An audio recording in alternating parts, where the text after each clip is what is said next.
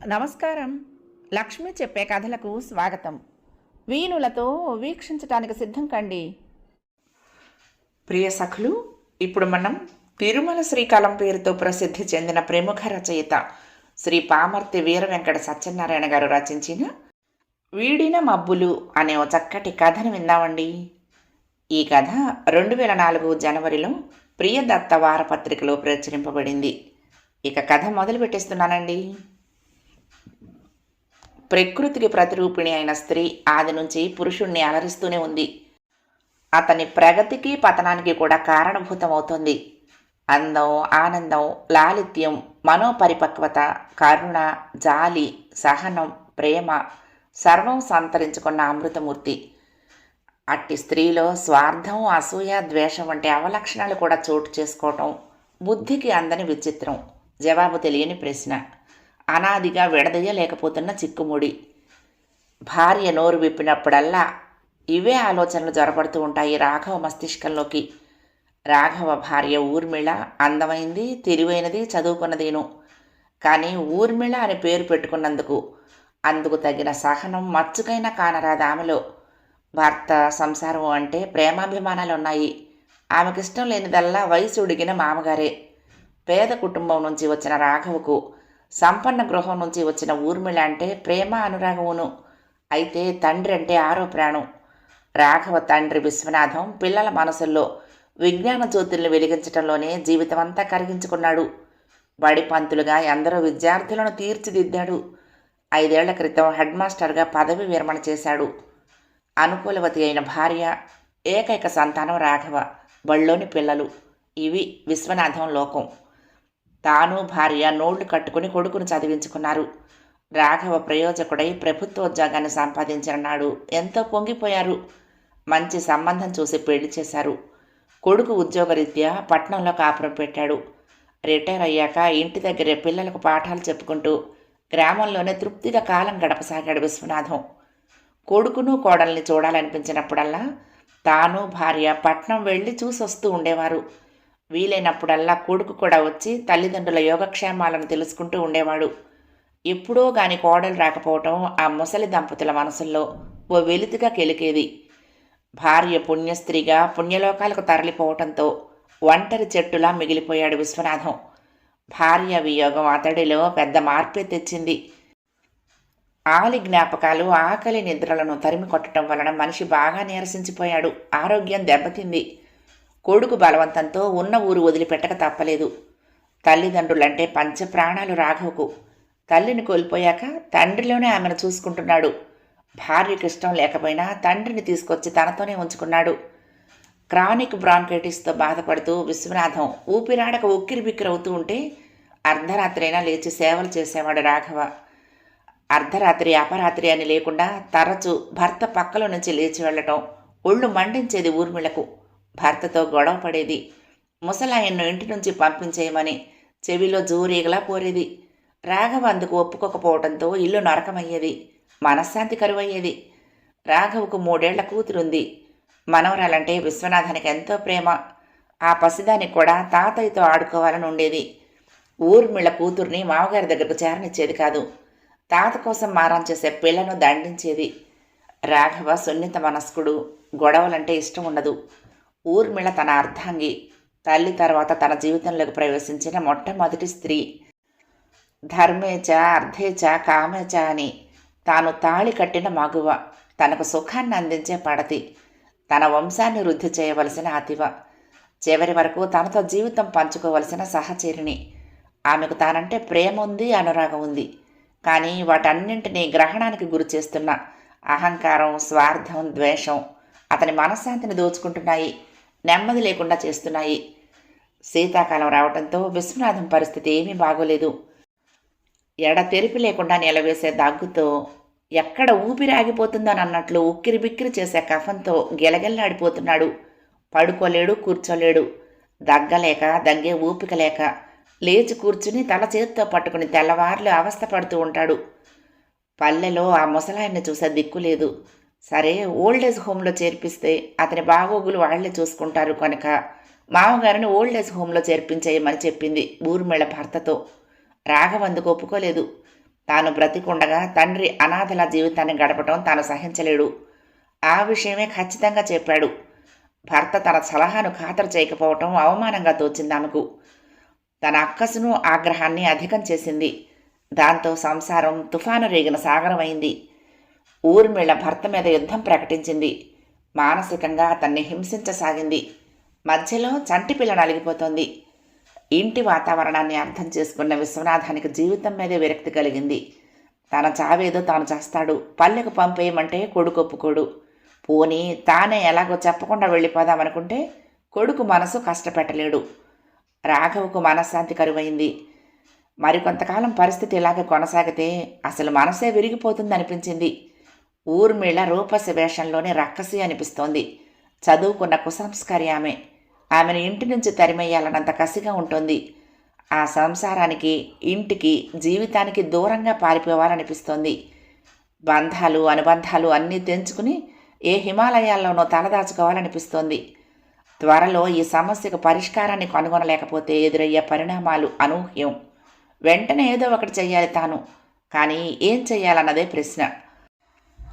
ఆ రోజు ఉదయం భర్తకు అల్టిమేటం ఇచ్చేసింది ఊర్మిళ. 24 గంటల్లో ముసలాయన్ను ఇంటి నుంచి పంపించేయకపోతే పిల్లం తీసుకుని తానే వెళ్ళిపోతుంది. ముసలాయన ఉండగా మళ్ళీ ఆ ఇంట్లోకి రాదు. రాఘవ జీవితంలోకి అడుగు పెట్టనని ఒట్టేసుకుంది. రాఘవ హతాశుడయ్యాడు. భార్యకు నచ్చ చెప్పే స్థాయి దాటిపోయింది.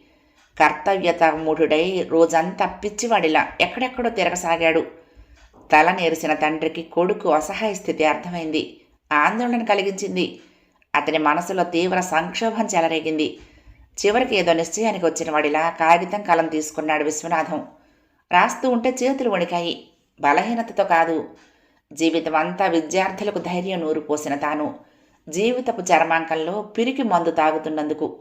ఉత్తరం ముగించి సంతకం పెట్టాడు. నిద్ర మాత్రల సీసా అందుకున్నాడు. అదే క్షణంలో బయట నుంచి కెవ్వుమన్న మనవరాలి ఆర్తనాదం వినిపించింది. వెంటనే కోడలి అరుపులు, కంగారుగా పరిగెడుతున్న ఆమె పాదాల చప్పుడును. విశ్వనాథం చేతిలోని సీసా జారిపోయింది. మనవరాలికి ఏదో జరిగిందన్న కంగారుతో లేచి గబగబా బయటికి వెళ్ళాడు. పాప టెర్రస్ మీద ఆడుకుంటూ కిందకి పడిపోయింది. నుదుటికి పెద్ద గాయమైంది. రక్తం ధారలు కట్టింది. పిల్ల భయంతో తెలివి తప్పిపోయింది. ఊర్మిళ ఏడుస్తూ కూతుర్ని ఒళ్ళోకి తీసుకుంది. ఆ దృశ్యం చూడగానే విశ్వనాథం గుండెలు గుబేలమన్నాయి. తక్షణమే ఆటో పిలిపించి పాపను తీసుకుని హాస్పిటల్కి బయలుదేరాడు. తాను కూడా వస్తానన్న కోడల్ని వారించి పక్కింటి కుర్రాన్ని సాయం తీసుకుని వెళ్ళాడు. లేని ఓపికను ఎరువు తెచ్చుకుంటూ. ఊర్మిళకు భయంగా ఉంది. పిల్లకి ఎలా ఉందోనని. కూడా వెళదామంటే ఆ ముసలైన పడనలేదు. పిల్లను ఆ స్థితిలో చూసి తట్టుకోలేదని కాబోలు. కానీ పిల్ల తిరిగి వచ్చేంత వరకు టెన్షన్గానే ఉంటుంది. సమయానికి భర్త కూడా దగ్గర లేడు. ప్రొద్దుటనగా వెళ్ళినవాడు పొద్దు గుంకుతున్నా అయిపోలేడు. ఆ రోజు ఆదివారం. ఆఫీసుకు సెలవు. ఎక్కడ ఏం రాజకార్యాలు వెలగబెడుతున్నాడో. భర్త మీద కోపం ముంచుకొచ్చింది ఆమెకు. కాలు కాలిన పిల్లిలా ఇల్లంతా తిరగసాగింది. అదిగో అప్పుడే పడింది ఆమె దృష్టి మామగారి గదిలో నేల మీద పడున్న కాగితం మీద. ఏమిటో నన్ను తీసి చూస్తే విశ్వనాథం కొడుక్కి రాసిన ఉత్తరం. కుతూహలం ఆమె చేత చదివించింది. నాన్న రాఘవ. అతను కొడుకుని ప్రేమతో పిలుచుకునే పిలుపది. నీ అసహాయ స్థితి, మనక్షోభ నాకు అర్థమయ్యాయిరా. నీకు నేను కావాలి. నీ భార్య బిడ్డలు కావాలి. ఒకరి కోసం మరొకరిని వదులుకునే మనస్తత్వం కాదు నీది. అందుకే మానసికంగా నలిగిపోతున్నావని ఎరుగుదును. నాన్న, ఏదో క్షణంలో రాలిపోనున్న పండుటాకును నేను. ఎదుట బోలెడు జీవితం ఉంది నీకు. నీ భార్యను కాదని నీ బ్రతుకును శూన్యం చేసుకోకు. ఊర్మిళ చెడ్డది కాదు. తనదైన కుటుంబంతో జీవితం అనుభవించవలసిన వయసులో వయసొడిగిన ఓ జబ్బు మనిషికి చాకరీ చెయ్యలేక విసుక్కోవటంలో సబబుంది, అర్థం ఉంది. ఆమెను ఏమీ అనకు. పాపను జాగ్రత్తగా చూసుకోండి. ఆ మధ్య ఎందుకో మీ అమ్మను చూడాలన్న కోరిక నిలవనీయటం లేదు నన్ను. అందుకే ఈ తొందర. నన్ను క్షమిస్తావు కదూ? మీకు నా ఆశీస్సులు ఎప్పుడూ ఉంటాయి. నాన్న విశ్వనాథం. కొయ్యబారిపోయింది ఊర్మిళ. అంతలోనే మంచం మీద పడున్న నిద్ర మాత్రల సీసా కనిపించింది. విషయం ఆకలింపయ్యేసరికి గుండె జల్లుమంది ఆమెకు. పాప కేకతో మధ్యలో కంగారుగా లేచొచ్చాడతను. లేకుంటే ఆ పాటికి దుఃఖం ముంచుకొచ్చింది ఆమెకు. తన మూర్ఖత్వం వలన ఎంతటి దారుణం జరిగిపోయేది. అదే కాని జరుగుంటే రాఘవ తనను జీవితంలో క్షమించేవాడేనా? చదువుకున్నది సంస్కారవంతమైన కుటుంబం నుండి వచ్చిందై ఉండి తను ఎందుకింత మూర్ఖంగా ప్రవర్తించింది? స్నేహితురాలెవరో వేసిన విషబీజం మూలంగా మామగారి పొడ గిట్టకుండా ప్రవర్తించింది. స్వార్థం తన సంస్కారానికి ముసిగేసిన మాట సత్యమే. కానీ మామగారి చావును ఎప్పుడూ కోరుకోలేదు తాను. అసలు పెద్ద దిక్కంటూ ఉండబట్టే కదా పాపకు అంత పెద్ద ప్రమాదం సంభవిస్తే తనకు ధైర్యం చెప్పి ఓపిక ఉడిగినా చటుక్కున్న చంటిదాన్ని హాస్పిటల్కి తీసుకువెళ్ళాడు. సమయానికి మామగారే లేకుంటే తనొక్కతే ఏం చేయగలిగేది?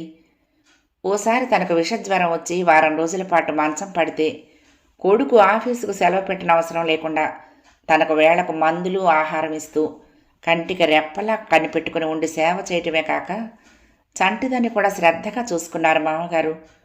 ఆయన మూలంగానే తను త్వరగా కోలుకోగలిగిందని డాక్టర్ కూడా అన్నాడు.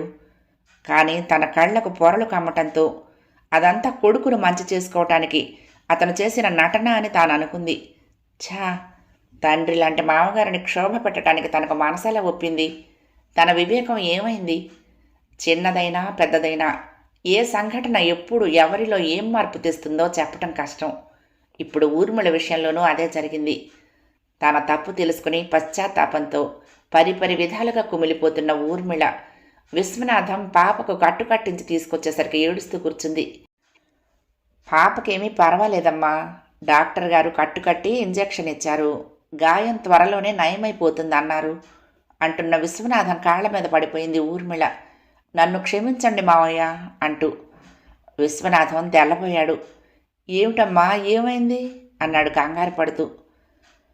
మీ పట్ల అమానుషంగా ప్రవర్తించాను, దేవుళ్లాంటి ఆయన్ను క్షోభ పెట్టాను, నా అజ్ఞానాన్ని మన్నించండి మావయ్య, మీరు క్షమించారంటే తప్ప నాకు నిష్కృతి లేదు అంది ఊర్మిళ లేవకుండా.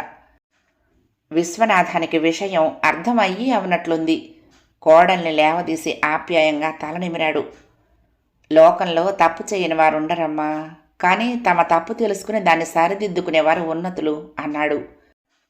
మామగారి హృదయానికి హత్తుకుపోయిందామె తన కన్నీటితో అతని వక్షం తడిపిస్తూ.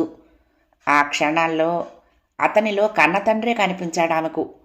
అప్పుడే ఇంట్లో కడుగుపెట్టిన రాఘవ ఆ అపురూపమైన దృశ్యం చూసి అయోమయానికి గురైన అంతలోనే ఆనందం తన్నుకొచ్చింది. అంతవరకు దిగులుతో గూబులుగా ఉన్న గుండె తేలికైనట్లుంది. అతని కళ్ళ నుండి ఆనంద భాష్పాలు పూల జల్లులా జలజలా రాలాయి. కథ సమాప్తం. ప్రియ సఖులు, ఈ కథ మీకు నచ్చితే తప్పకుండా లైక్ చేయండి, షేర్ చేయండి, కామెంట్ చేయండి, సబ్స్క్రైబ్ చేసుకుని నన్ను ఎంకరేజ్ చేయండి. ఉంటానండి. ప్రేమతో లక్ష్మి, కృష్ణాతీరం దుర్గమ్మ సన్నిధానం. నమస్తే.